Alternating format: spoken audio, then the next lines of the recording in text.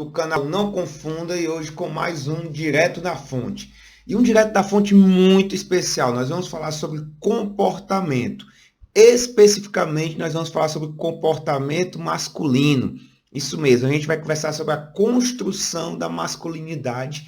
E a fonte que nós vamos utilizar são as revistas masculinas dos anos 70, 80 e 90. Então hoje é muito interessante, né? Vai logo se inscrevendo no canal, deixa aí seu joinha e comenta. E vem conosco após a vinheta.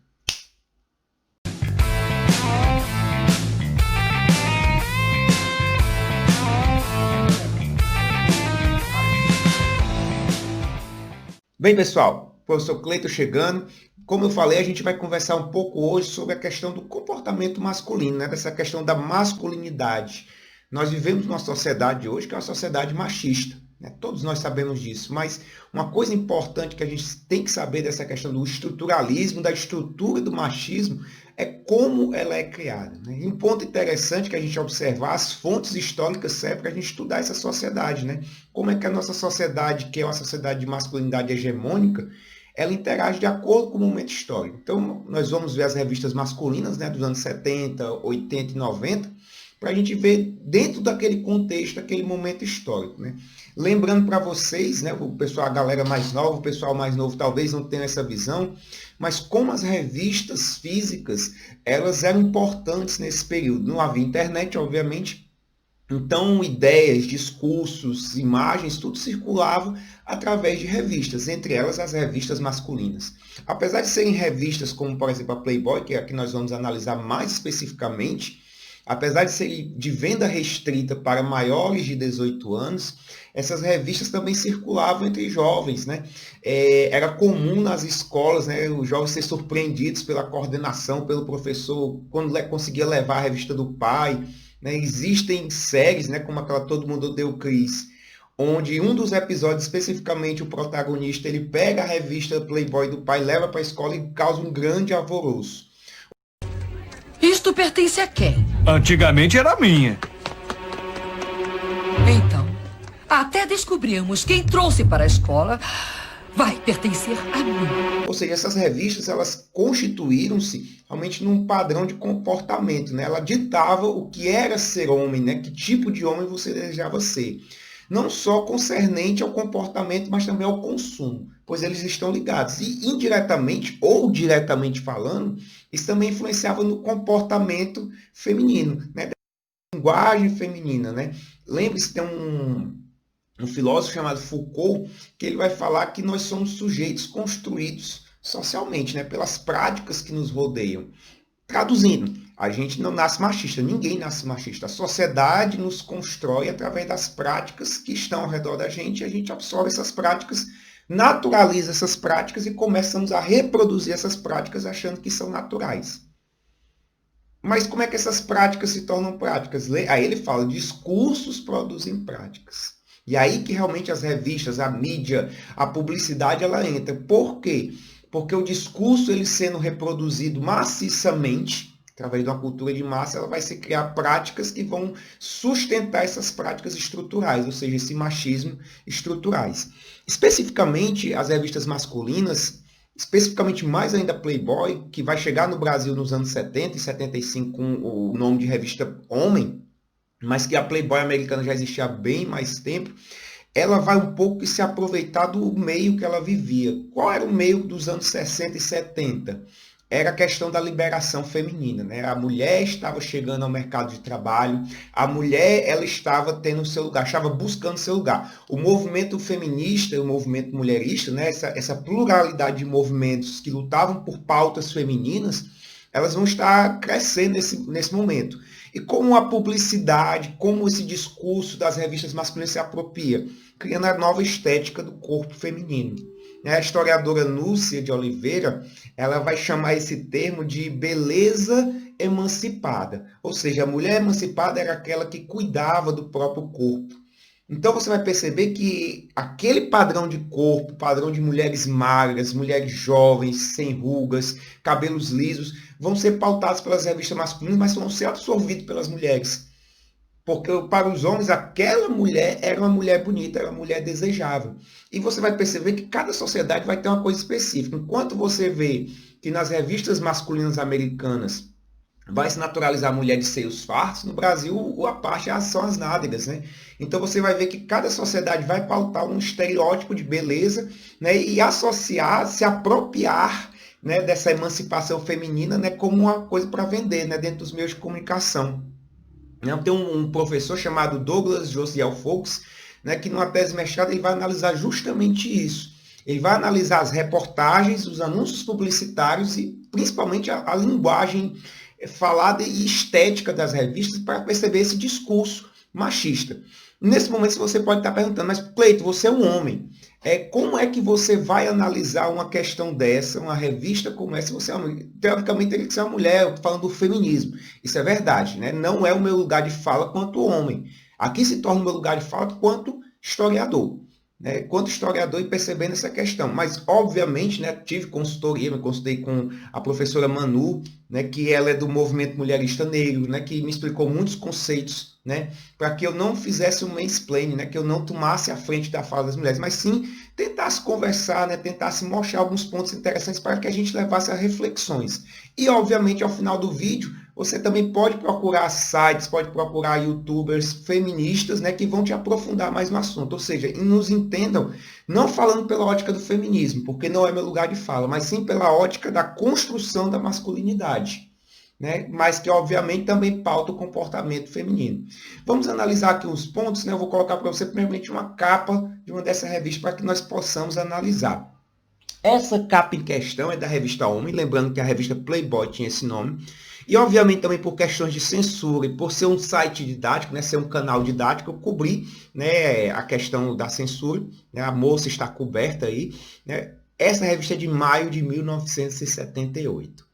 Essa revista de maio de 78, eu achei interessante as reportagens dela. Aí você vai fazer essa reflexão. Será que esse tipo, hoje em dia, obviamente, não existe mais revista física, né? A gente, hoje em dia, se comunica através da internet. Será que na internet ainda existem práticas, né?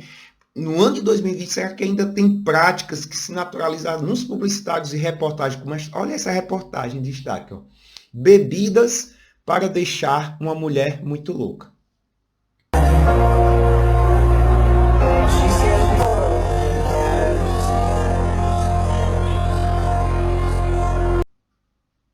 A gente sabe que hoje em dia, né, essa é uma atitude altamente machista, né, de o homem tentar embebedar a mulher para poder se aproveitar dela. Esse é um discurso que é combatido, mas você vai perceber claramente que pela reportagem da revista isso era coisa natural, que era até ensinado, né? Ou seja, era natural. Lembre-se que o discurso se transforma em prática, o discurso gera prática. Então, a pessoa que lê isso, o jovem que lê isso, o homem que acha que não, para ser bem sucedido, para ter uma mulher como esta aqui, eu tenho que botar bebida para ela beber, encher-la de bebida. Então, você vai perceber justamente isso. Aí eu pergunto, né, fica a pergunta no ar. Será que isso não existe mais hoje? Porque a publicidade e a sociedade se convenceu de que esta prática específica ela era errada, ou foi realmente resultado da luta das mulheres, dos movimentos feministas? Eu falo no plural, porque justamente a minha consultora, a professora Manuela, e a professora Michele também, que foi a outra consultora, ela falou uma coisa interessante. Elas falaram uma coisa interessante, falaram que não existe um movimento feminista. Existem vários movimentos feministas, cada um com pautas específicas. E esses movimentos eles se tornam juntos na luta contra o machismo estrutural. Mas tem pauta do feminismo sufragista, da própria professora Manu, que é um movimento mulherista negro. Né? Então, cada grupo de mulher específico tem uma pauta de luta. E essa coletividade, né, mulherista, né, essa coletividade mulherista que luta contra isso. Aí eu pergunto, será que a mudança que está acontecendo na sociedade hoje, lembre-se que a história é estudo das rupturas e das continuidades, vem justamente de que foi culpa do movimento ou fosse publicitários que convenceram, não, isso aqui realmente não é legal e a gente vai parar de fazer. Fica a reflexão. E aí você vai ver também a segunda reportagem, olha aí, ó. O que dizer a elas quando você se atrasa por causa da outra? Peraí. Então existia uma reportagem que te ensinava a mentir para tua mulher para você ter um amante, ou seja, está naturalizando que o homem teria que ter um amante, justamente. É interessante isso, é a revista de 78. Dentro de uma reportagem de uma revista mais à frente, de 87, vou colocar aqui para vocês verem. Olha esse parágrafo. Homens casados sempre tiveram seus casos. Às vezes, quase uma bigamia instituída. É um velho hábito. O que mudou foi o perfil da mulher em questão. Hoje em dia, as mulheres modernas, ou seja, ele se apropria da liberação feminina, emancipadas, com boa posição socioeconômica, que aparentemente podem ter um homem todinho para elas, aceita a posição de outra, de amante, sem maiores constrangimentos. Aí o que leva a mulher a aceitar esse tipo de situação? Primeiro, pela velha constatação da falta de homens no mercado, né? E em segundo, mais embaixo, o segundo motivo, teoria pessoal minha, né, do jornalista ou do autor, é que os casados fazem a corte com melhor empenho e se colocam mais nas relações.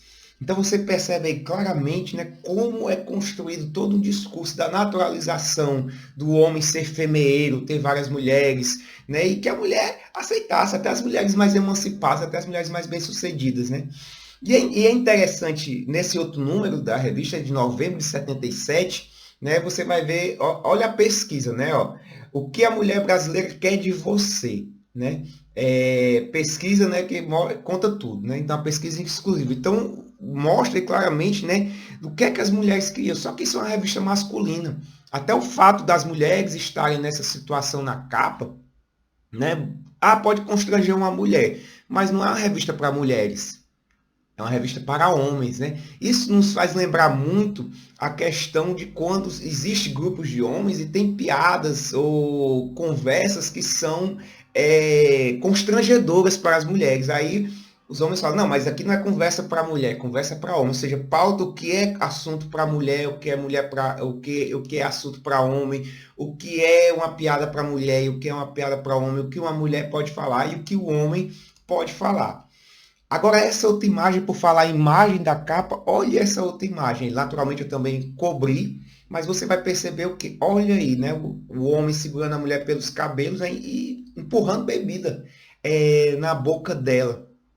E isso é interessante, você mostra que isso naturaliza um comportamento. Comportamento que hoje é combatido, mas que outrora ele foi naturalizado. Novamente, esse outro número, agora que eu vou mostrar para vocês, ele vai falar esse outro ponto. Um brasileiro comprova. Uma é ótima, duas é melhor. Ou seja, mais uma vez, reforma. E é interessante, eu estava falando essa questão de você ser altruísta, né? De você se colocar no lugar do outro. Né? Imagine se saísse uma revista, né, em 2020, né, onde ensinasse a mulher a ter vários homens, né, a ter mais de um homem, a mulher enganar o homem, né? Como é que será que essa revista ela seria recebida pela sociedade, né? Então você vai percebendo que realmente existe aí uma inadequação muito grande do discurso.